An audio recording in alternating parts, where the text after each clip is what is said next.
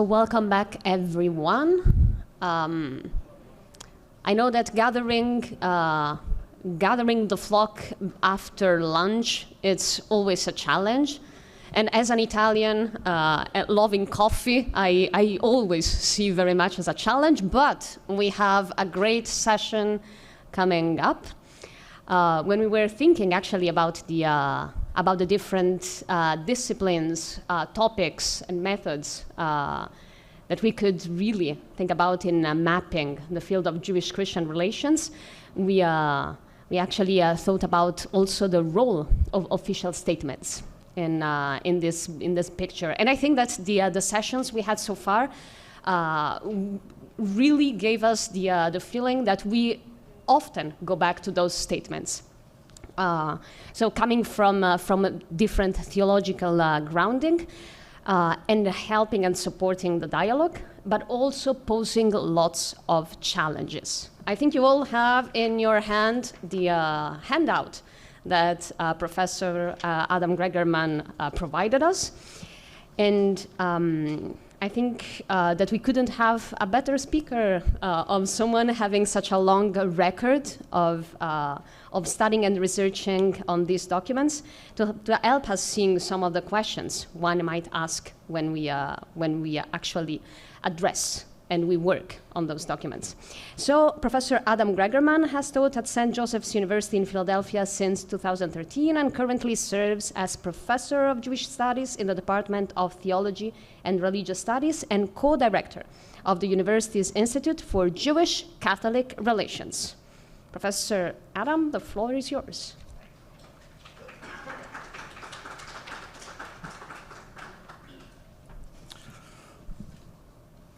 Okay, good afternoon. Thank you to Boston College for hosting this session, for bringing us together for not just this session, my session, but for the whole conference.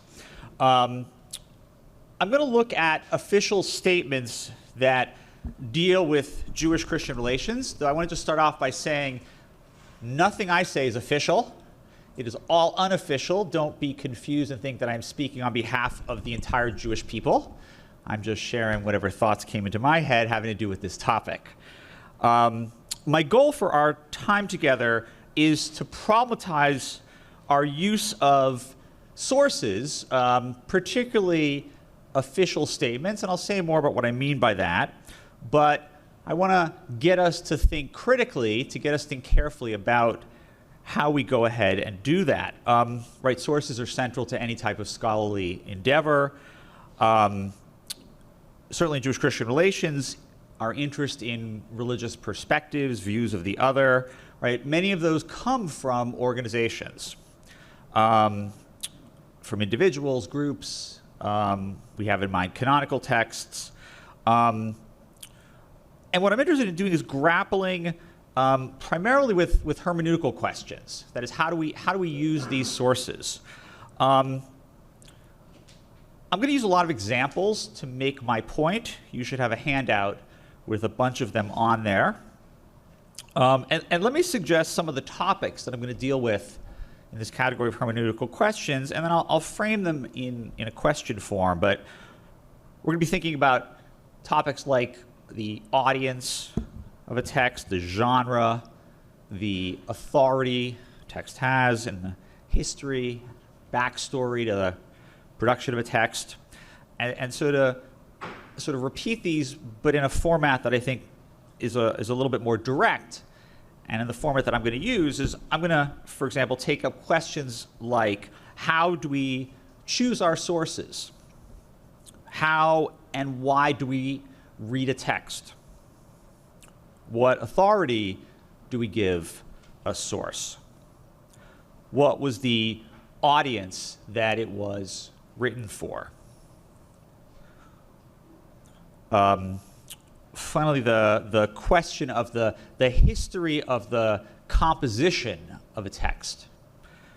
I hope at the end you're more confused, not less so, because I'm going to ask a lot of questions today, not a lot of answers.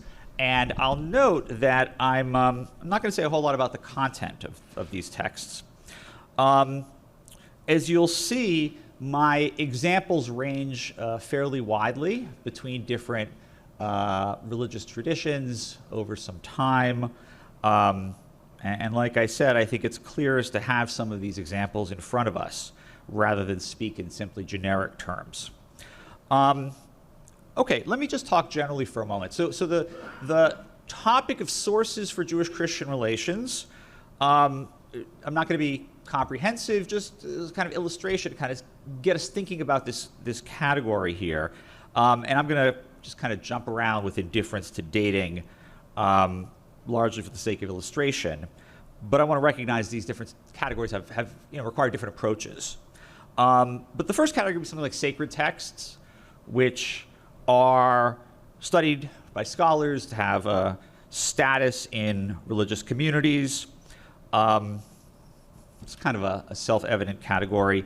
The second category I want to think about as sources for the study of Jewish-Christian relations would be individual thinkers, authors, who do not have any inherent authority. Rather, the status of their work rests upon the usefulness of their point of view, the persuasiveness of what it is they say, the types of claims that they make. There's a kind of implicit assumption that there is something representative, I think, about the work of different writers that we might look to. I'll give you an example. I'm soon to publish an article, it'll be coming out, I guess maybe in about a month or two, on Christian Zionist writers and their views of Jews and covenant. And I looked at 5 Christian Zionist thinkers, writers. They're all pretty recent. I think they're all pretty mainstream. But this is actually not so easy to do because the question could arise, so why them? And are those the ones that are most relevant, most influential, et cetera? It's a challenge when we rely upon the works of individuals, and not simply individuals, but as we'll see, this question of status and influence arises for other sources as well.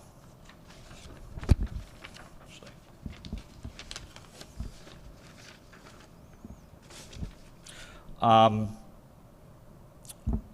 me turn to the third category of the types of sources that we are often thinking about or relying upon. That would be something like surveys or quantitative research. I don't think this is naturally what comes to most people's minds, certainly in the humanities. But it's interesting to note that this is something that's emerged over the last couple of decades. For those who study Jewish-Christian relations, theoretically, these sorts of studies would be representative, not idiosyncratic, that they would have, if well done, something to say about the topic. And so I have in mind, for example, the U.S. Holocaust Memorial Museum did a study, I think about maybe 10 years ago, about the curricula in seminaries and whether they dealt with the Holocaust and Judaism. The scholars Mordechai Ambari and Kirill Buman, who spoke at the CCJR meeting, the Council of Centers on Jewish-Christian Relations meeting last fall, did a quantitative survey of different religious groups' views of Israel and Jews and Judaism.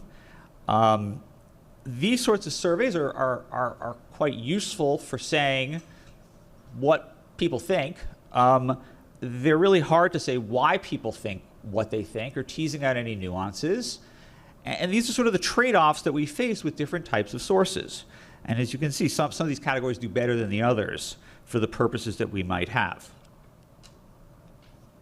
Now, the fourth category of sources I want to look at is the one that we're going to focus on today, which is the category of statements by groups and organizations that would be under the sort of heading of official statements. So I'm going to actually problematize that a little bit. But I want to start by asking, you might say, kind of a beginning question, which is, what are the differences between official and unofficial statements? That is, statements that come from some corporate group. How do we assign these to either category? And in some cases, actually, it's hard to do so. Probably the clearest example of something that would be official will be, this won't surprise anyone, but statements from the Catholic Church, right? Often framed in terms of an official statement and that it represents the views of an organization, a religious community in this case.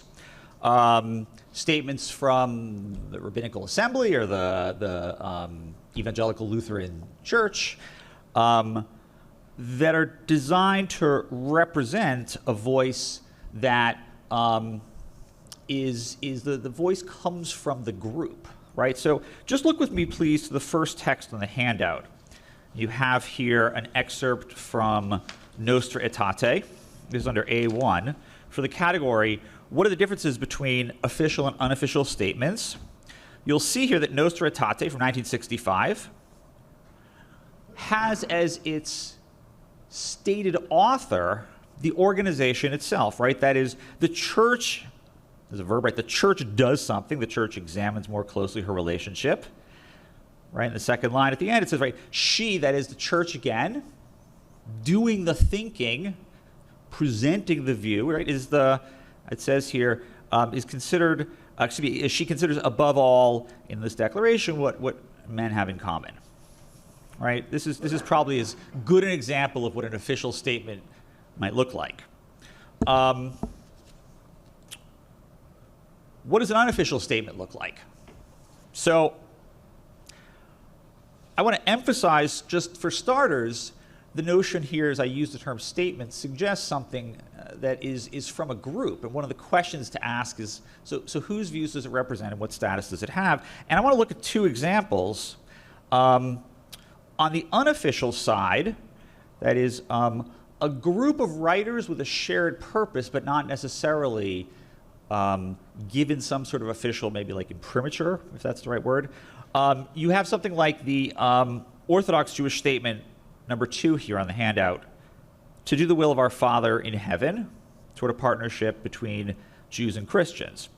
And right off the bat, it says here, right, we Orthodox rabbis who lead communities, institutions, etc., that is, it speaks in terms of a group of sorts, but not one that claims official status, and implicitly speaks for others, presumably other Orthodox rabbis, Orthodox Jews, but nonetheless doesn't make as explicit a claim as something like Nostra Aetate.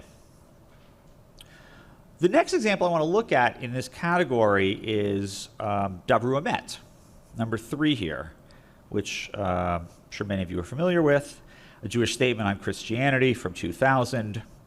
And it begins with a similar statement of authorship and in some ways gives us a hint about the status of the statement, right? The 4 authors simply start by saying, right, speaking only for ourselves, an interdenominational group of Jewish scholars, and then they go on to say what it is their project will be. So it's an interesting example of an unofficial statement that has the sort of format of a statement, but looks quite different from those that arise, especially on the Christian side, from some sort of hierarchical structure, right? When we think of official, we think of organizations with different levels, committees, popes, bishops, etc. That doesn't apply to Judaism inherently, though there are Jewish organizations that have some hierarchical structure and make certain claims to being representative. But what's interesting about the statement Davru Emet is, on the one hand, to the author's credit, is their frankness in saying this is a document from 4 of us, and at the bottom it literally has their names. On the other hand, the document over time received hundreds of signatories who said, yeah, I like this. This sort of speaks for me, or whatever it means when you sign a document. And so clearly it's not official, but it's also not just simply the views of just 4 people who are trying to agree among each other. It suggests some type of broader level of acceptance, though it doesn't approach an official status. At least you could say, given the nature of the signatories, it's a kind of like liberal Jewish unofficial statement, since it was primarily signed by those who are not from the Orthodox community, scholars, rabbis, etc., from the more liberal end of the spectrum. let me just say, sort of not official, but reflects broad support, which I think is something. I'm not sure how much that is, and perhaps you've got to use it with care, but I want to sort of note that it's not as if it's a kind of binary, right? Official, clearly representative, unofficial, 4 people in a room, a little more complicated than that. Okay. I want to move to the second question here. You have this on the handout that says B. And I want to ask the question here, who does the statement speak for, and what status does it have? Right? Another question you could ask, kind of hermeneutical question about using these sorts of documents. It's often a little complicated. It's sometimes tried to be made explicit, but not always so. So the, hang on one sec. Let me just, yeah, okay. Sometimes this is explicit, sometimes it's vague, and sometimes, and maybe this is slightly too cynical, but sometimes it's almost kind of misleading. I'll get to an example of what I mean by that. Catholic documents are pretty clear about this, right? Catholic documents we usually think are representative of the church in some way or some formal body within the church, and they have different levels of authority. Again, how relevant is this to the reading of Jewish documents on Jewish-Christian relations? I actually think it's worth pointing out that the status of Catholic documents is something that is explicitly delineated, right? You have councils, papal statements, whatever, bishops' committees. Almost no scholar of Jewish-Christian relations that I know of, with the exception of Gavin DaCosta, my friend Gavin DaCosta, pays attention to this distinction in hierarchy. Everyone just reads the documents and says, this says this says that.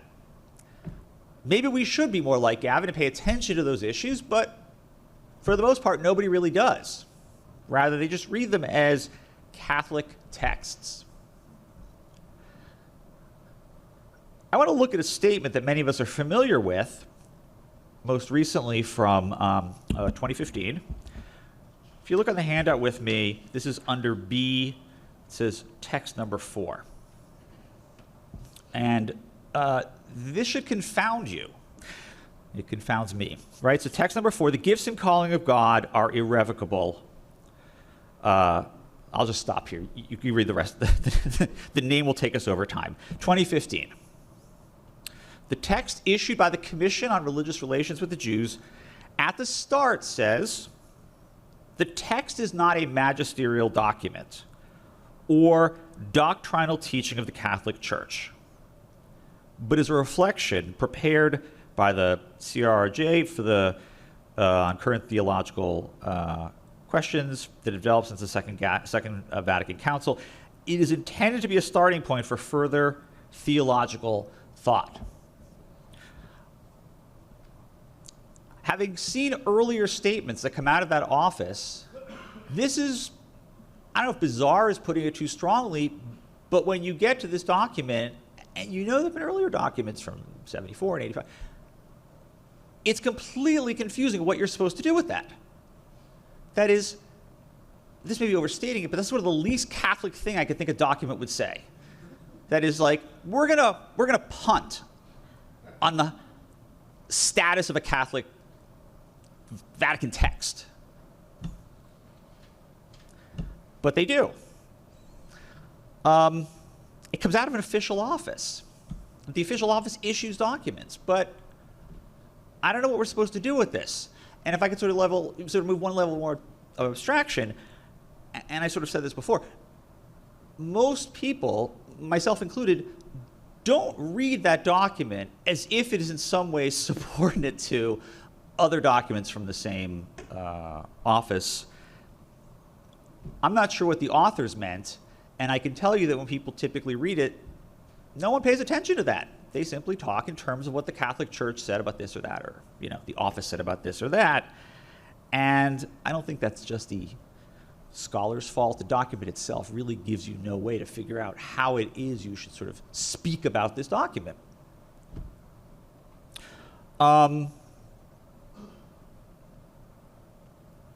A couple confusing examples, actually more confusing examples.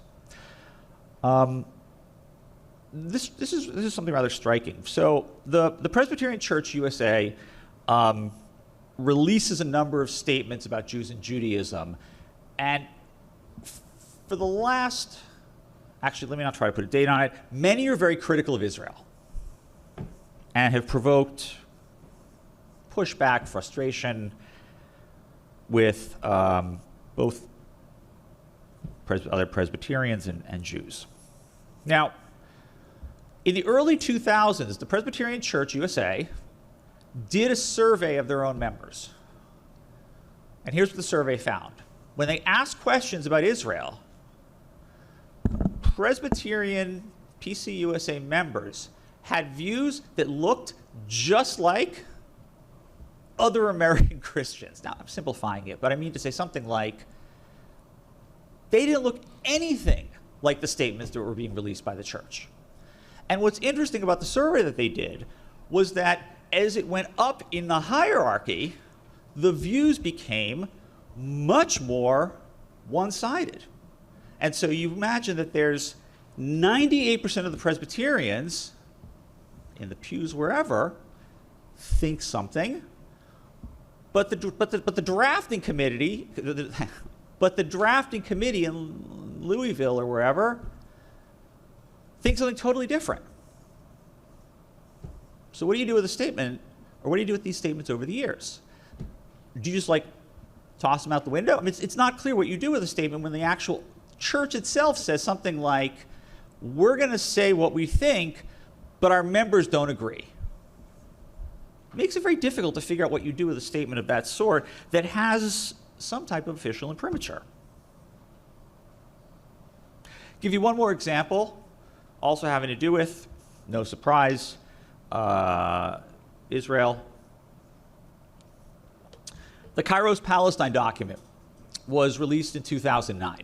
I assume most of you are familiar with it. It's a document for Middle Eastern Christians. It's quite powerful. It really reflects the frustration that many of them feel in that region, certainly reflecting many of the difficulties of their lives. After the document was released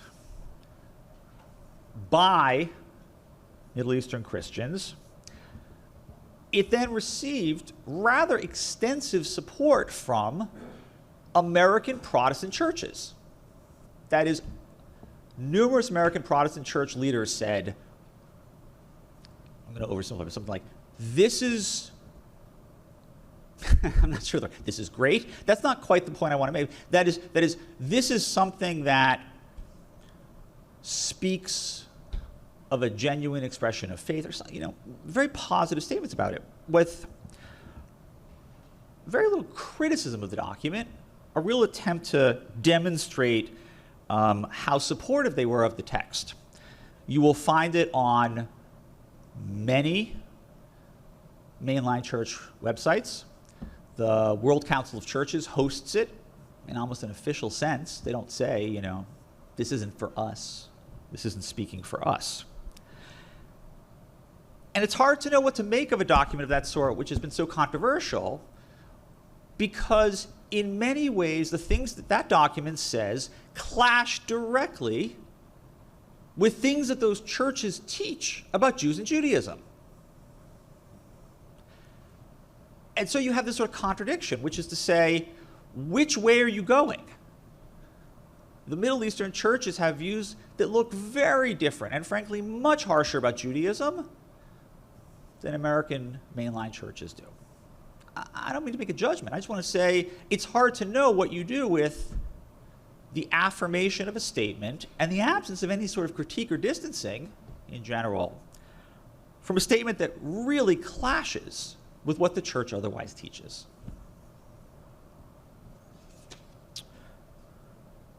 Okay, one more example, a little simpler.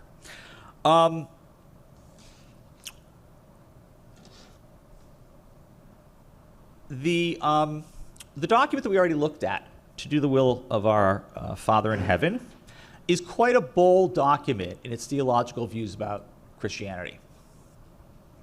And Interestingly, you can compare it to a document released around the same time by 3 groups of Orthodox rabbis in America, Europe, and Israel, also dealing with Christianity. You look at the 2 of them together, and one is clearly much more bold.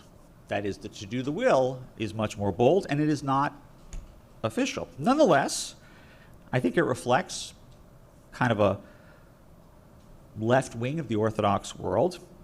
But I want to focus on just one thing here, which is the way they use the language of covenant. So if you look in section B, section B, 5a, right? It says both Jews and Christians, the authors of this document, right, have a common covenantal mission to perfect the world under the sovereignty of the Almighty.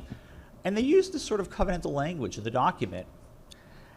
And I suspect that 98% of Orthodox Jews would be extremely uncomfortable with that, right? The Jewish tradition is not particularly comfortable with using covenantal language to talk about non-Jews. Jewish tradition can say good things about non-Jews, bad things about non-Jews, but this is a very, I don't want to say, it is an unusual use of a term that is very theologically significant. And therefore, it's hard to know what to do with a document that seems to be, in some ways, very much out of step with the Orthodox world, and frankly, out of step with, I would have said, the mainstream Jewish world, and the discomfort with this sort of theological language. And therefore, you ask the question, well, so who does it speak for? Okay. Next question. Who is the audience? This is a particularly challenging question for people who study Jewish-Christian relations because uniformly we are talking about writings, statements, etc., in which one group talks about another. Right? That's complicated inherently. You might say sort of one subset of that topic of speaking about another is who are you speaking to? So who's your audience? And this is, as you could probably guess, not easy to figure out, oftentimes quite confusing.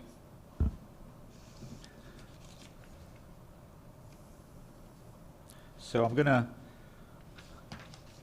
look at some examples, and I want you to think about, right, like, is the audience the writing group?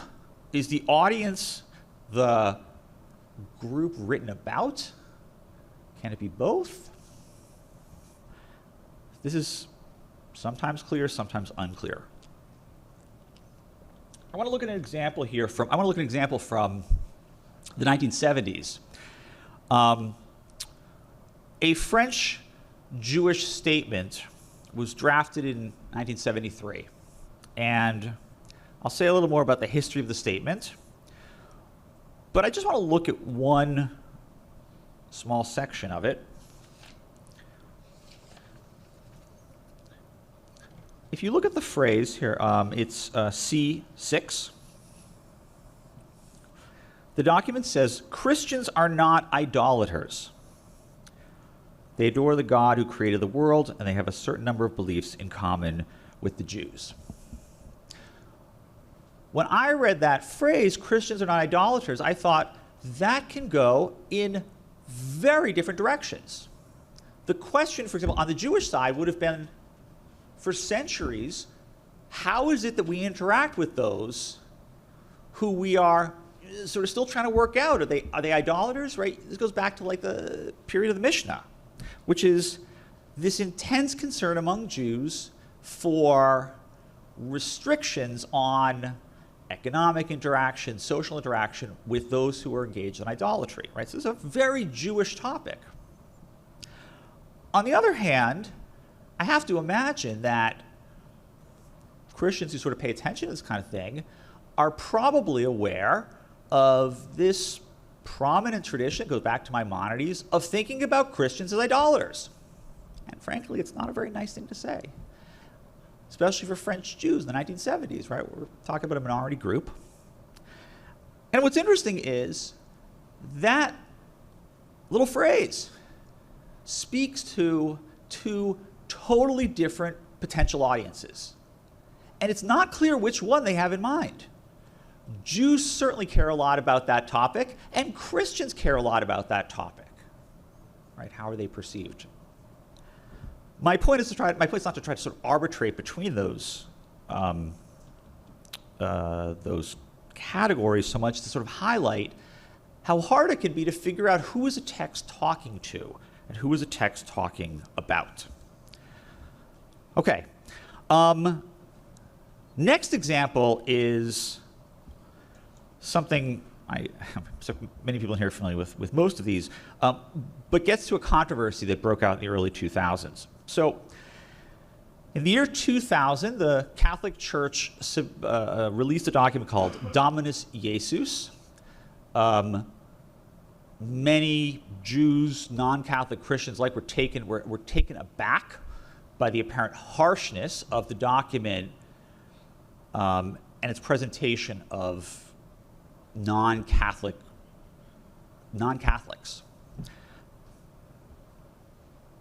Let's just look at the phrase here. So if you look at C7, the document asks this question, right? If it is true that the followers of other religions can receive divine grace, it is also certain that objectively speaking, they are in a gravely deficient situation in comparison with those who in the church have the fullness of the means of salvation. Gravely deficient situation. You know, Vaticanese language is typically kind of subdued. This is really strong stuff. And the Jews, which typically is not a great phrase to use, but Jews asked the question of the Vatican, so like, is this about us? Because it sure seems to clash with everything else that you've been saying for decades. And Cardinal Walter Kasper, who was head of the commission at that time, I wasn't in the room, but some of you may have been, you know, were you there? It's something like he pulled everyone aside. He's like, it's not about you. Okay, I mean, that's good to know. He wanted to publish it in an article. That's correct, yeah. The point I want to make here is, well, it's obvious, I guess. Another example. I don't want to be picking on the Catholics, but in some ways, they're the ones producing many documents. Without looking at any examples, an interesting. Another example I'm just going to mention from the document Gifts and Calling from 2015. The document, The Gifts and Calling of God Are Irrevocable, is a document that is a highly sophisticated theological reflection on topics like covenant, universalism, particularism. What's interesting is, when the document was being written and released, there were Jewish auditors, there were Jewish dialogue partners. I've seen the video of Ed Kessler and Rabbi David Rosen. They're at the release when this document was issued. Clearly, they thought it was relevant to them. I suspect that the number of Jews in the world who could pick up that document and make heads or tails of it does not exceed a few dozen. And it's a highly technical, almost inaccessible document written in very thick Vaticanese. And when I point this out, it's not to mock that style. It's simply to say that this document, about which the Vatican clearly cared, would be heard, respected by Jews, even if they don't agree with it, is written in almost impenetrable language. And therefore, it's not clear that Jews could ever have been an audience for this beyond the few people who sort of study this kind of thing. One would hope that they might have released a kind of like Cliff Notes version so that people could read and know what it was talking about, because it's actually very impressive, but almost completely forbidding for those who are not familiar with this type of literature. Okay, another example This one a little more provocative, not for this crowd, but I'm going to call it a somewhat cynical example. That might be being overly harsh. But questions about audience get raised in the statement from the number 8, the Lutheran Church Missouri Synod statement about Martin Luther and his anti-Jewish views from 1983.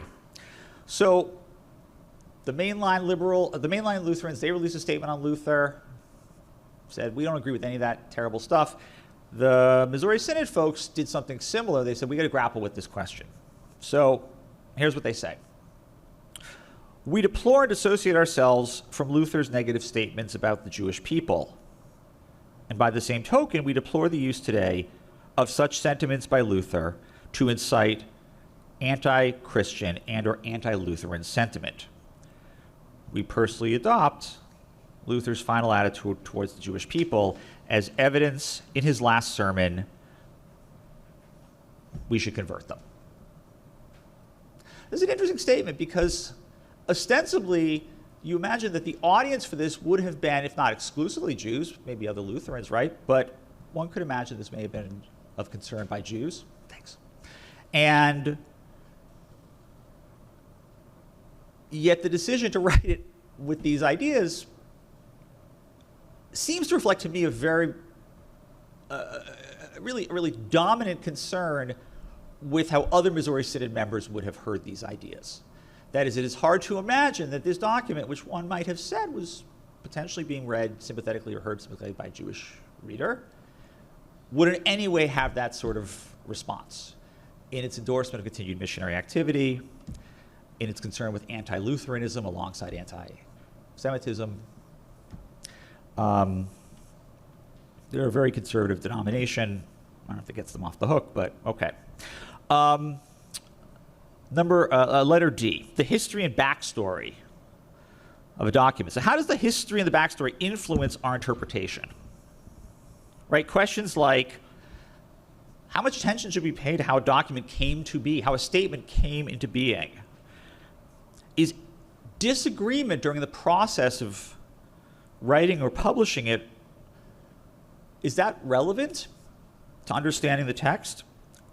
Does the knowledge of disagreement in the background affect its authority? None of these are these are never tackled explicitly, but they're often really unclear. A couple more examples. So the Presbyterians in 1987 prepared a document called, you see it here, D9, a theological understanding of the relationship between Christians and Jews. And it's a fairly ambitious document, must be 10, 12 pages, and it has a section on Israel, has a section on mission. During the drafting process, there was so much disagreement about what to say about Israel and what to say about evangelizing Jews that the document didn't actually pass. It got voted down. On the other hand, it's a major document, but it's simply labeled a study guide, not an official statement of the church.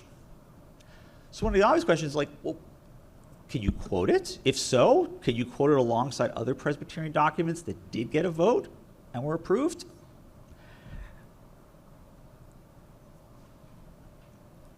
I don't have any answers for you, but I want to highlight the way in which some of these documents have strange backstories that should affect how it is that we look at them. I'm going to stop bombarding you with examples soon because I'm going to wrap up, but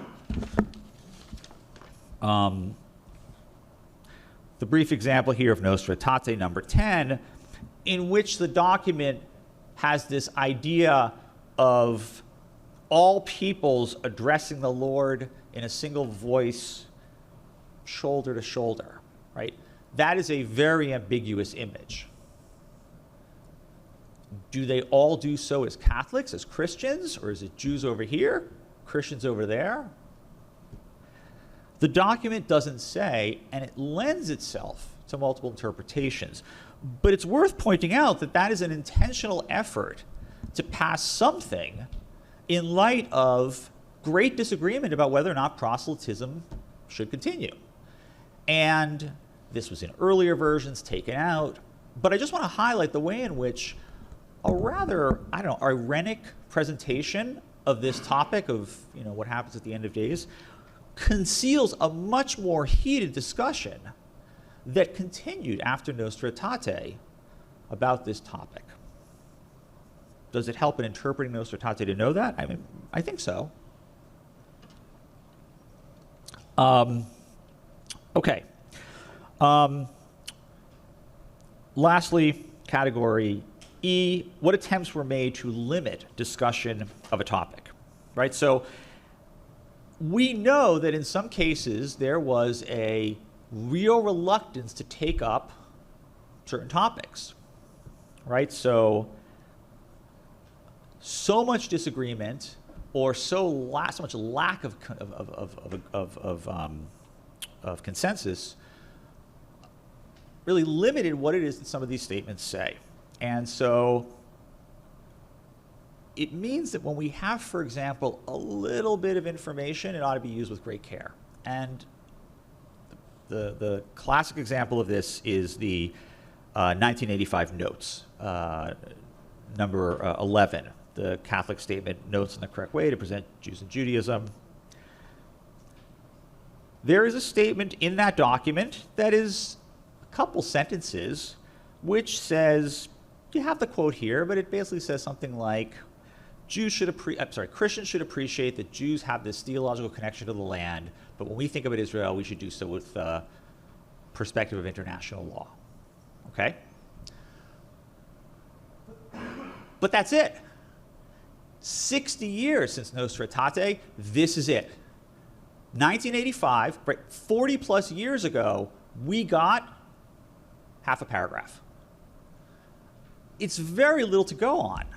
And yet, of course, it gets quoted by me, and others all over the place. But it's not clear that it has a whole lot of influence, and it reflects in some ways not Catholic views of the Church's views of the land of Israel and the Jewish connection to it, but a reluctance to talk about Jewish views of the land of Israel and Catholic views of the land of Israel.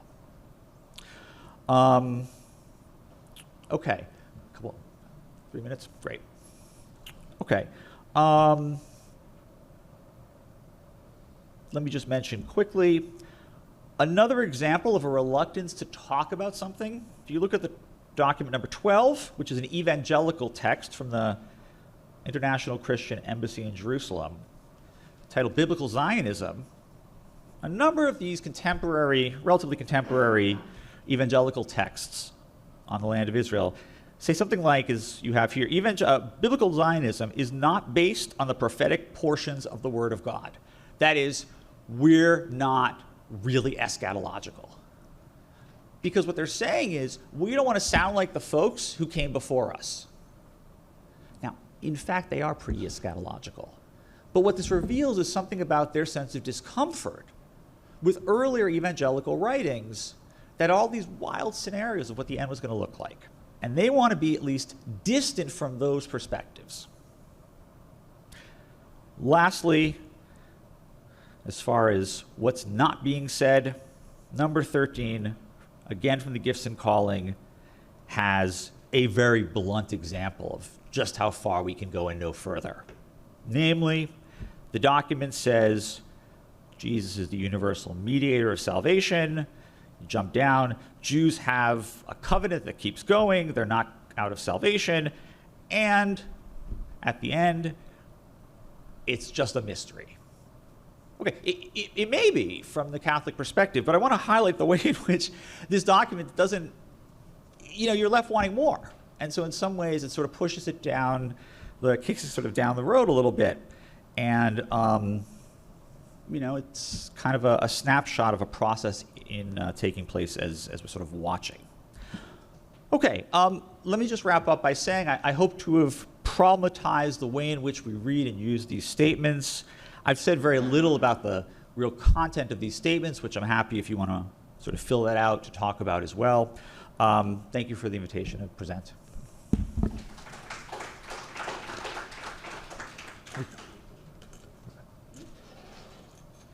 Thanks.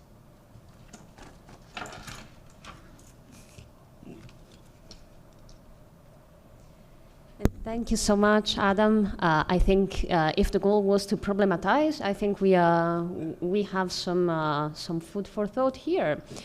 And I think I retain a few words, well, many, but I think that it was interesting to also hear some categories such as the one of accessibility of the documents, what is left out of the documents. But I would also add, it was interesting to hear as we the work we are doing over these days. We heard mapping a field. It always gives one perspective on the choice that we made on the selection, on what is really a broad field, above all the one of official statements, official, unofficial. Thank you for giving us different categories to think about. So, questions from the floor.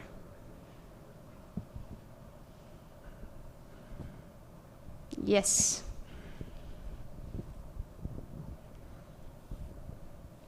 Thanks, Adam. That was lovely and informative. I was wondering if you might reflect a little more, perhaps, on authority constructions and leadership responsibilities. Specifically, the two things that come to mind are, especially in the context of Jewish documents, it's really hard to say how documents are official or unofficial, but just as a compare and contrast, right? Dabru Amet does a lot of statement, and to do the will of our Father in Heaven spends a lot of time maybe constructing authority from Yehuda Halevi and Rambam and the Yavetz, et cetera, et cetera. And so I think there might be some thinking to do with how those statements construct their officialness in terms of how they construct authority. And then pursuant to that, I actually wonder if you might reflect, you spoke really beautifully, I think, about some of the contrasts and contradictions in statements when they work in opposition to each other, and sometimes work in opposition to the views in the pews. And I'm wondering if you might reflect a little on how perhaps drafters of statements think of their leadership role in terms of guiding a flock instead of simply reflecting the flock, if that makes sense. Yeah, thanks. Let me know if this isn't loud or not. Is that okay? Yeah. So I'll use the example of the French statement, which I think I said I was going to say more about, but didn't, so I'll do it now. In 1973, 4 or 5 French scholars, rabbis, were asked to write a document about Christianity. So this Jewish group was empowered by the rabbinate, including, amazingly, Emmanuel Levinas was part of this group, which is really cool. It is, I want to say, nothing more than quotations from classical sources. Ones that are more friendly to non-Jews than others, but it is just is the word concatenation? Is that? Concatenation. And in that way, it's like, it's hard to imagine what better material you could have than, quotes from, I don't know, the Talmud or whatever. And it failed. It got rejected. Matter of fact, it got lost and was basically rediscovered. Not like literally lost, but was rediscovered in like the early 2000s. But I mention this because, at least for the French rabbinate, you can have all the quotes you want from, whoever, Nachmanides or whatever. That didn't work. And so how do you establish authority? It's an interesting question, because if I had to look at a bunch of examples, I suspect that I would be underwhelmed with how often classical sources are quoted in all of these texts beyond a little fragment. That is, I suspect they're mostly proof texting, and I don't mean that like negatively. I just mean to say that that's not what they're doing. They're not writing, they're not exegeting texts. Maybe this is perhaps the exception to that, which is, and many here are familiar with this, Paul has proven to be a remarkable source for Jewish-Christian relations among many over the last few decades. Completely different from how he had been read, but, Nostra Aetate and other documents, Paul is the hook upon which to put many of these statements. And so I would generalize by saying there's not a lot of reliance upon that type of material. The second question you asked was about reflection on writers, reflection by, say, writers, drafters, and how they relate to the community. That's interesting. So the question I'm asking myself is that explicit anywhere? Right? Like, does anybody even say, we're talking for people who agree with us, right? Like, I'm not sure that shows up very much. And I mean, it's not to poke fun at Catholics, but I'm going to do it again. They don't, like, that is not a feature of Catholic documents. But I don't think it's a feature of any documents. So, no, I do not think there is much concern with doing that, and then you run the risk of basically being out of step with everyone in your church. Yeah. Thank you so much. So I think we have a question from Zoom. Correct. So we have a question from our friend Ophir Yarden from the Rothstein Institute in Jerusalem. He writes, it jumped out at me after your first two categories, Adam, official statements and those of individual or groups of scholars, and those contrasts. And so he asks, in the mapping project of statements, might a rubric contrasting those with ascribed authority with those with achieved authority, would it make sense to have those two categories, ascribed authority versus achieved authority? Might such an approach facilitate sorting out such documents along different and possibly other kind of useful criteria like that? Yeah. It's a good question. I mean, in some ways it would require a careful reading of a bunch of texts and to see, like, well, how do you justify what it is that you're saying or doing, right? So I'm also wondering if, like, those are the two categories. That, like, I could imagine other ways to establish authority, and so, those are two of them. But absolutely, I mean, you could do something kind of schematic, like Ophir is saying, where I think that you could do that, where it wouldn't be like that goes there and that goes there, but rather this takes some of this and this takes some of that, and that would be revealing. Yeah, I do think you could do that. Yeah. Any other question from the room or from the online? So we have a couple of Matt and then David.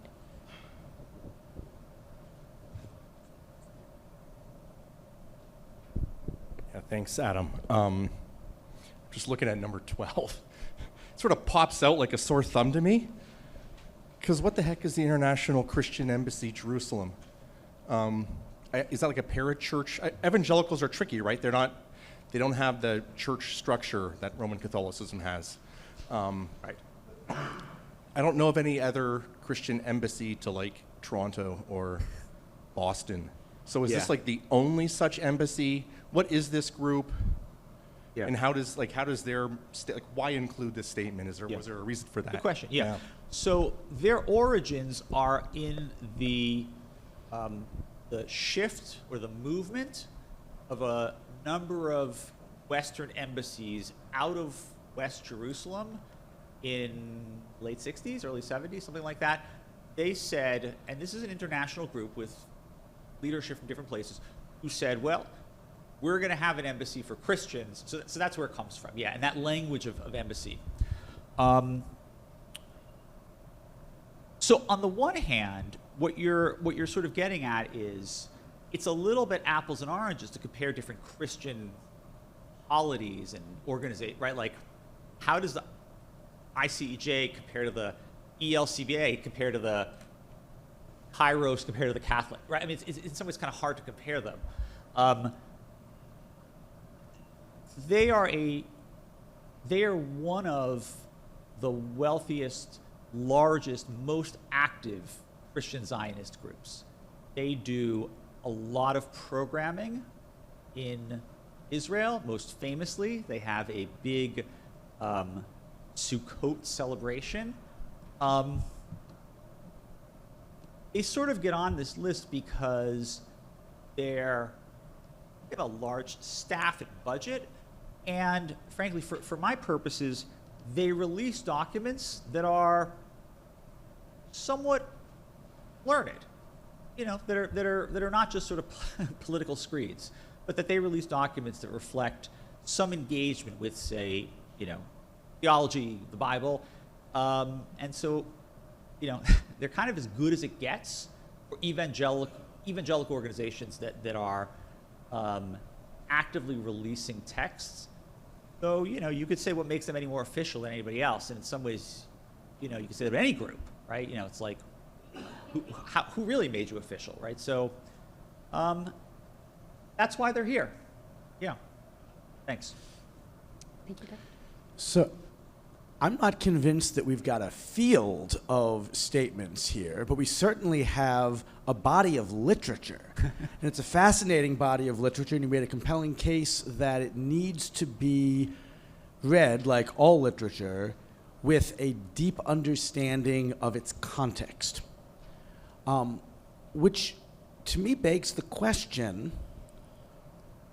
could there be an anthologized reader of statements of Christian-Jewish relations with introductions and annotations? And what would it take to make such a thing happen? And would it be valuable for folks in this field to have a resource of that nature? Yeah. So there, and probably the most so there are sources out there. There are collections out there. So Franklin Sherman has a collection called Bridges, which is a 2-volume set of statements in chronological order in a couple groups, Catholics, etc. There is a lot to be gained by reading them together, and then to read them different groups together, especially like across time. Like they were saying something in the 70s, and they were saying something in the 70s. So that's very helpful to have it in that sort of format. Phil Cunningham, my colleague at St. Joe's, maintains the Dialogica website, which is a pretty thorough collection of some of these statements. And so, yeah, this is something people have put together. It does remain to be discussed how they relate to each other. That is, I can't think of comparative studies. This goes back to Yardan's or Ophir's question, which is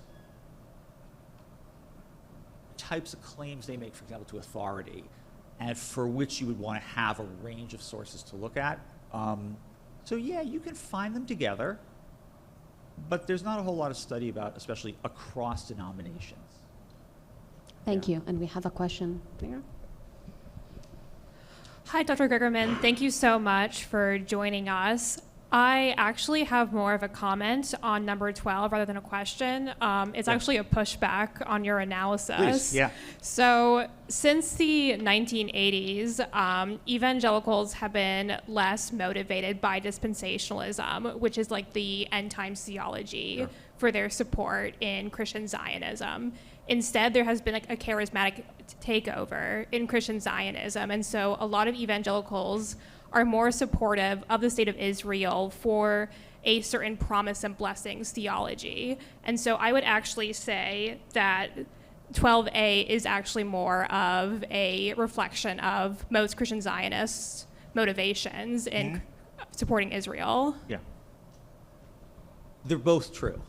Yes. Meaning Genesis 12:3 looms large in all of this, and as I suggested, in about the last 20 or 30 years, you can see by the date of this, there's been an effort to downplay eschatology, downplay the premillennial dispensation, and actually sometimes explicitly.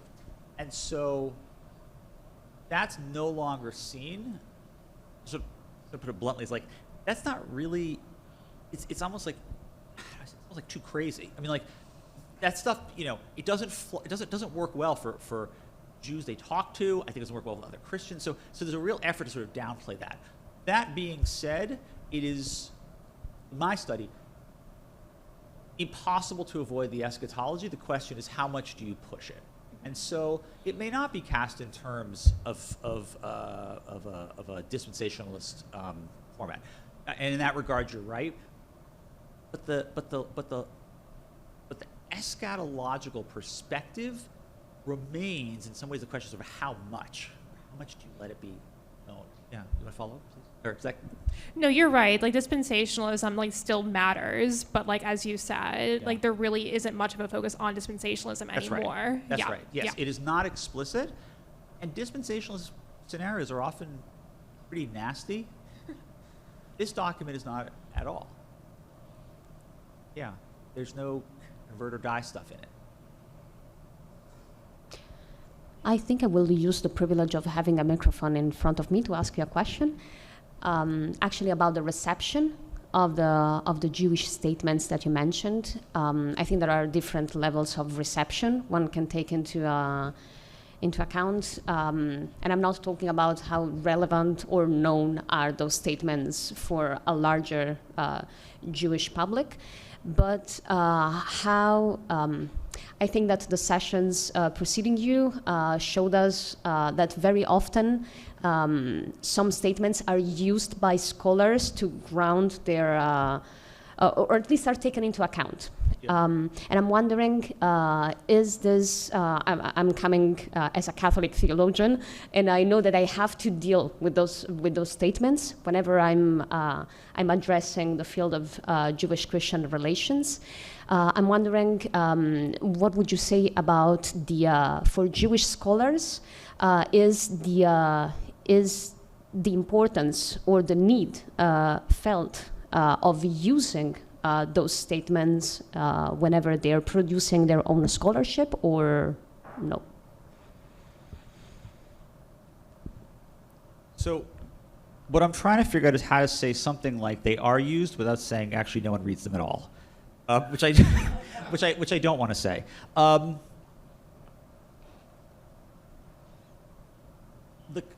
The content is rather thin. And so to the extent that these have some influence, I think it's in the publication of ideas. I mean, to do the will of our Father in heaven came out with some very wonderful, thoughtful people were behind the writing of it. Yitz Greenberg, Eugene Korn, I think Shlomo Riskin. And therefore gains attention in that way, as it should. But they don't go very far. And that's sort of the nature of the genre. They don't go very far, and therefore I don't think they have much influence. Perhaps the opposite is true, which is that they reflect maybe where things are, which is probably more what they're supposed to do, or at least kind of where they'd like things to go, but also how far have we come. But I think the influence is limited, and it's hard to imagine how influential anything could be that's 3 pages. Thank you. Any other burning question? I don't know. Yep. Ruth is hesitating. I'm trying to, this is very much half-baked, but I'm trying to play with this question of authority and influence. And I mean, my introduction to Jewish-Christian relations was through Phil Cunningham, who knows these documents, as was yours in many ways, who knows these documents like the back of his hand. And citing a document became something which was a Catholic document, became something which was really saying this is the teaching of the church. And these Catholic documents then became had gained added importance, particularly because Nostra Aetate itself, and maybe to a certain extent the 1974 document, then gave impetus to all sorts of Protestant churches to do their own thing. And there was this glut of documents in the 80s, especially if I'm remembering correctly, maybe a few in the 70s. And then it pretty well stopped, except for you have a big Luther anniversary or something like that, the Lutheran Church will pop up with something. So there's some dynamic out there in addition. The Jewish documents are also responsive. Our Catholic dialogue partners start complaining, well, what do you think, Jews? And so the people involved in dialogue I don't mean that rudely at all, but the people involved in dialogue answer by generating a document and a statement, and which speaks to something to the influence and the lack of influence of those documents. So I think there's something more of a sense. I mean, how did documents end up on the agenda of this conference even? I think we're very influenced by the Catholic tradition and the sense that documents have authority. For everybody else, the documents are a chance to sit down and think, to try to generate some thinking and some writing in the hope that maybe people will read them. But they, they're useful for those of us who teach this stuff, or need things to cite as authoritative statements. But outside of the Catholic world, how important are they? Yeah. I mean, it's not really, maybe more of a statement than a question, but. So, having problematized all the uses of these sorts of texts, I'm going to now go write an article using them. Like, I mean, they're sort of what we have. And so if you want to know something, it's like that quip. So the guy's walking through a parking lot at night, and it's dark, and he sees someone on his hands and knees underneath the light, sort of reaching around to find something. And he goes over, he says, "Can I help you?" He goes, "Yeah, I lost my keys." And he says, "Well, where'd you lose them?" And he goes, "Well, I lost them over there. It's the corner where it's really dark." And he says, "But the light's better over here," right? The documents are easy to work with. They're right here. It's not clear that it's not clear who they talk for, right? It's not clear whose views they represent. And your question is, you made a number of points. When they're coming, is there something to be learned about the energy or the agenda of some of these? I mean, the funny thing is about the dates on some of these documents is, like, we remember the Catholic statement on the Holocaust was probably started 15 years before it was issued. And so it's not even clear what setting it was that sort of prompted that. And that's true for a fair number of these. I'm also sort of thinking about your observations, sort of, sort of coming and going. I don't know. I mean, they still keep pumping them out, but I'm not sure how they relate to the other ones. I don't know. I'm not sure what to draw from that. It's a good observation, because let me say this. This is brilliant, but I mean, the energy behind many of these topics was really in the 80s, when after Nosferatu sort of sunk in, many American Christians sort of went after the low-hanging fruit. This terrible preaching about Jews. Like, we got to get rid of that. And talking about deicide, like, that stuff we got to get rid of. And that was, like, in some ways sort of popular. That reached into the pews. As time went on, this became a more academic field. It didn't really reach into the pews in quite the same way. And so I wouldn't be surprised if you were to see shifts in things being talked about in these texts, and probably in some way shifts in the scholarship as well, over time as, circumstances change. I don't know if that answered your question or just responded to a couple of things you said. Thank you. And I think another online. I'm actually speaking for myself for the first time in 2 days. You and I have talked about this a little bit. Part of the idea behind this panel is thinking around the hermeneutics of these statements, the way these statements loom large, about for Ruth's question. But also, I want to build off of what both David Friedenreich raised and Marianne Moyart. David's question about anthologizing, comparing, annotating for the study of them.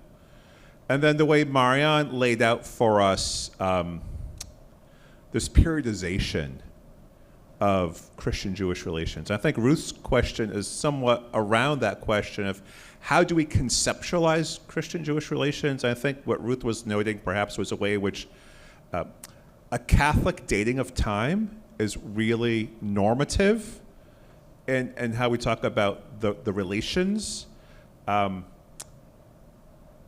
the ways in which Catholic documents also loom large in conceptualizing the official statements. And I hear Ruth asking, are Protestant statements and Jewish statements just reactions, or are they of a different character?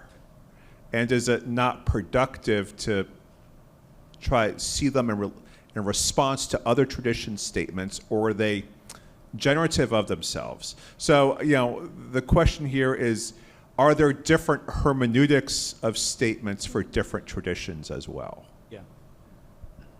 I mean, the short answer is absolutely. And I don't think I said much about this, but the question, for example, of motive, right? Like, what prompts this? And you alluded to this as well. Yeah, I mean, that's an important question. I mean, for example, I think Gregerman says I should. There are people in this room who know it better than I do.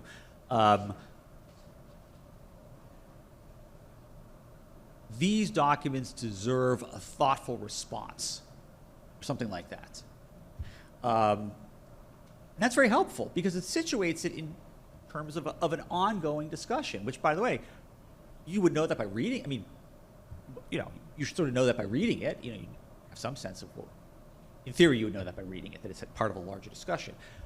But it makes clear what it isn't doing, or what prompts it to respond, or prompts it to be writing is a response.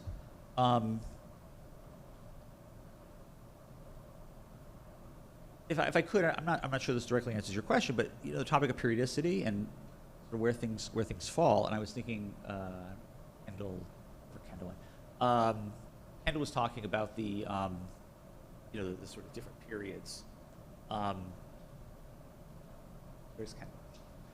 Okay. Anyhow, the topics of the documents. I wonder if the topics of the documents. I mean, I'm going to use I'll just use kind of a highly simplistic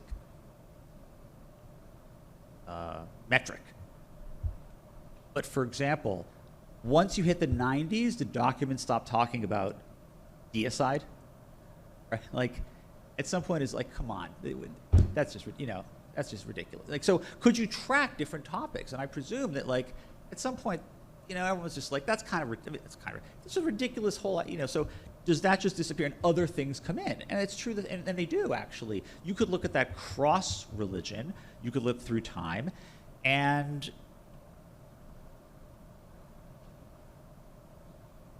the last 15 years or so, it's mostly covenant, discussions of covenant.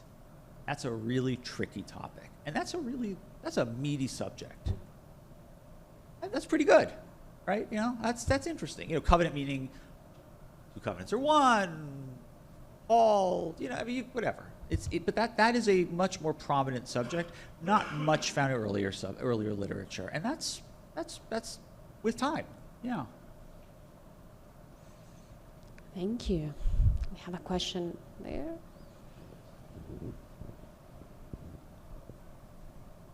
Thank you. This is more of a question than a comment. To what degree is there any attention paid to reception history? And you alluded to this with the Presbyterians, i.e., to what degree does anybody even notice in the pulpit, let alone the pews, when one of these statements gets thrown out into the ether? Yeah. So what I'm thinking in my head and trying to come up with a better answer for it, but I'll think out loud here, which is there any sense of influence from statements besides Catholic statements? And does that reflect the nature of the Catholic Church? I'm just trying to think if there are examples where one can track influence. I'm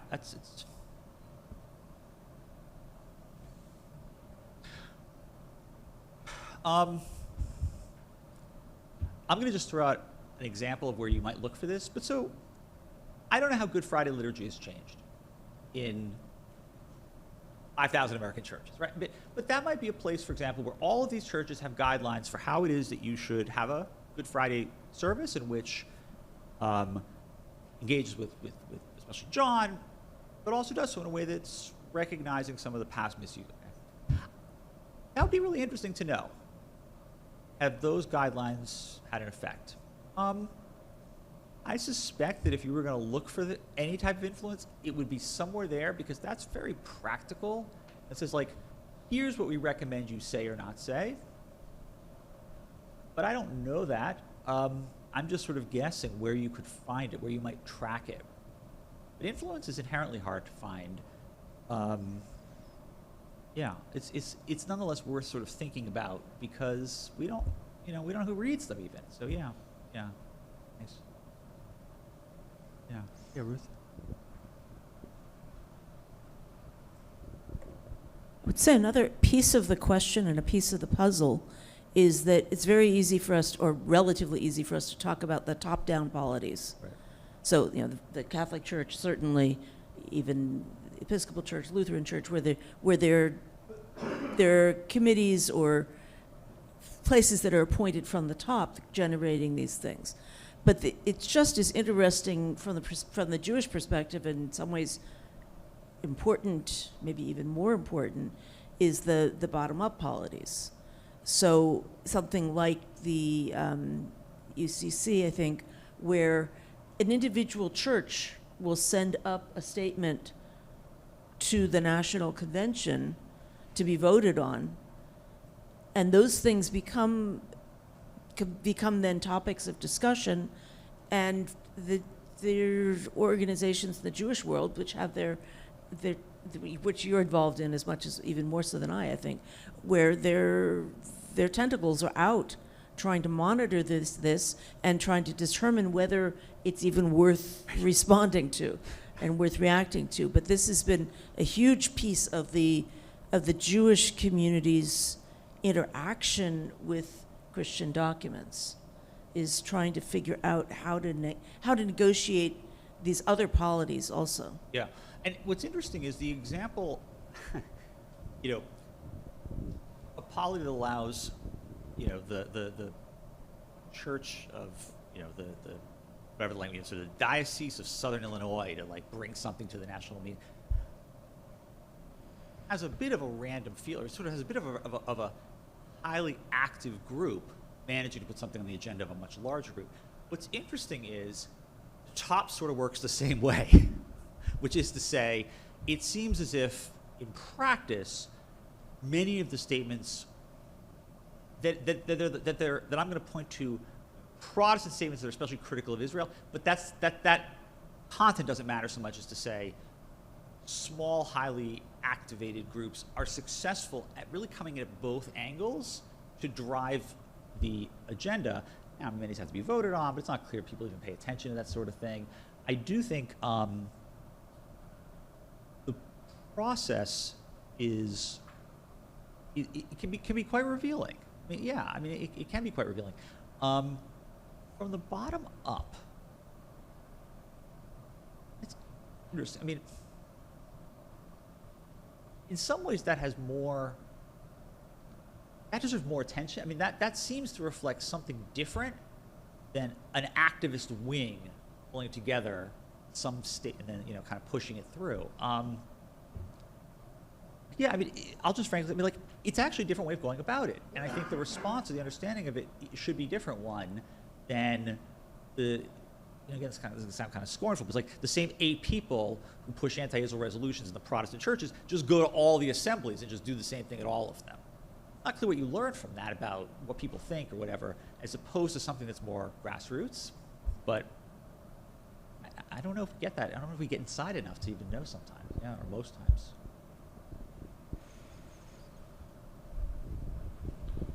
This is getting me. I'm just really invested in this, in part because like a lot of people in the room, I've been on these drafting committees for a variety of things, and one of the things that with what Ruth is raising here is, and this is the history of our documents, is we generally know the people behind them, and I wonder if there's a bit of a fiction at play that X church says Y. When, how much is Cardinal Bea talking to Heschel, talking to Martini, et cetera, develops this, and we have other people in the room who we could also identify as primary drivers behind documents. And that's true for virtually everything. Who wrote the Declaration of Independence, Adam? 3 guys. Right. So, so this is a really interesting question, is how do we put the relationship between the thinkers of the document with the collective nature of the document that then becomes, maybe I'm channeling the theologians here, a text, a discourse. And once the words are out in the world, I wonder how many of your hermeneutical questions matter. Audience, intention, official or not official. Can you reflect on that a little bit? Yeah, no, I mean, it's true. I'll read something and I'll go, why did Ray Brown think this? Or why did Gene Fisher write that? I mean, you're right. I mean, yes, that's, and they didn't sign the document, but very prominent Bible scholars and who's people who are very active and involved in documents and writing some stuff for the Catholic Church. What I'm trying to figure out is sort of what you do with that knowledge.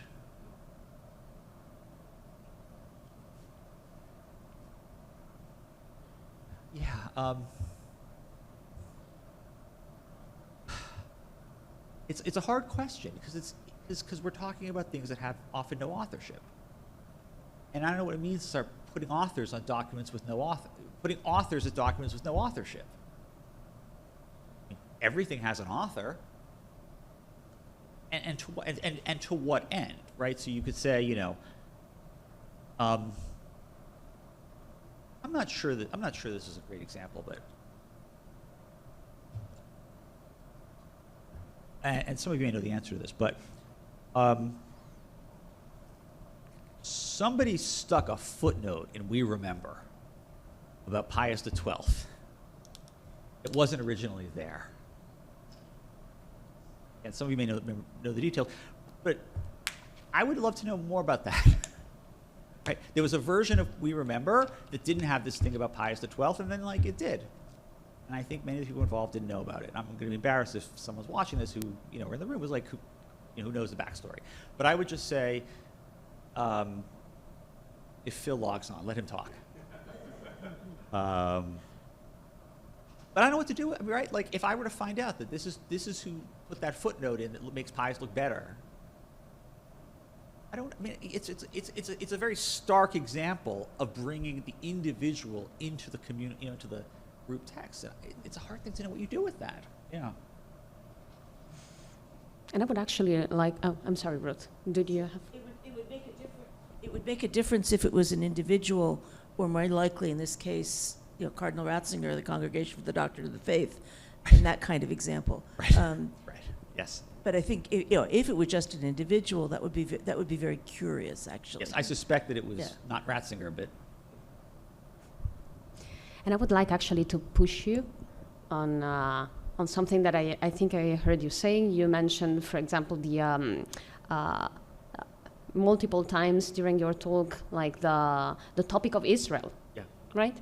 And I would like to ask you actually the question of expectations. Yeah. Like expectations from the counterpart of what should be there in a statement. Yeah. And I think that the 2015 document from the Commission for the Religious Relations with the Jews, for example, it's actually highlighting the need for theological conversation. So there as well, there is a sort of like expectation. My question would be how much this dynamic of expecting a topic to be raised in a document, or the absence of that document, is actually in the typology that you presented to us, indicating us what is the audience.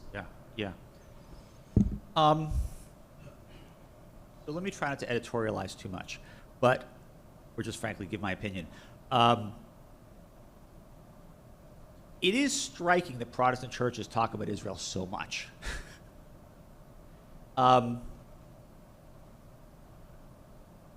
It's not obvious why that. That is a very, very prominent topic and has been for decades. And frankly, it's on both sides of the, I mean, so that proves to be a perennial subject, and here I'll editorialize, and almost no other world conflict gets attention in foreign policy documents by these churches, with the exception of like a line on Syria or something like that. They'll see like, stop killing Syrian civilians, and then sort of, then they'll keep moving. They'll have like 5 paragraphs on Israel. So to some extent, it's not clear why those topics get so much attention. And I'm not quick to say, oh, it's anti-Semitic or something. I don't think it's that simple, but it is a very conscious choice, and therefore, when reading these documents, it's sometimes puzzling why certain topics get so much attention.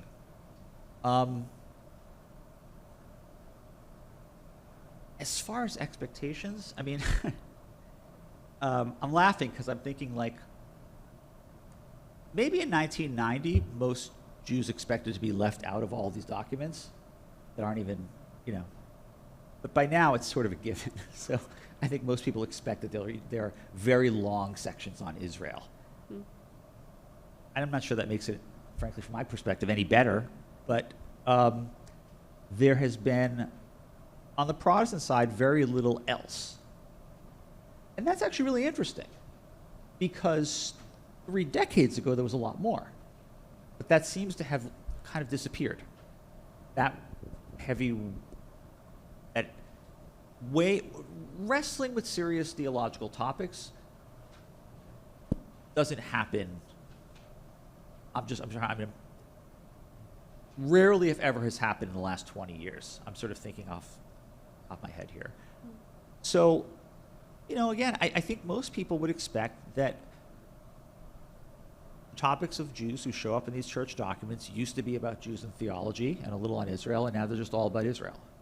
And so I guess that's what everyone expects. I guess that's what I expect. I don't know if that's good or bad. I mean, Thank you. So I think that we reached the end of this session. So please join me in thanking Professor Adam. Thank you.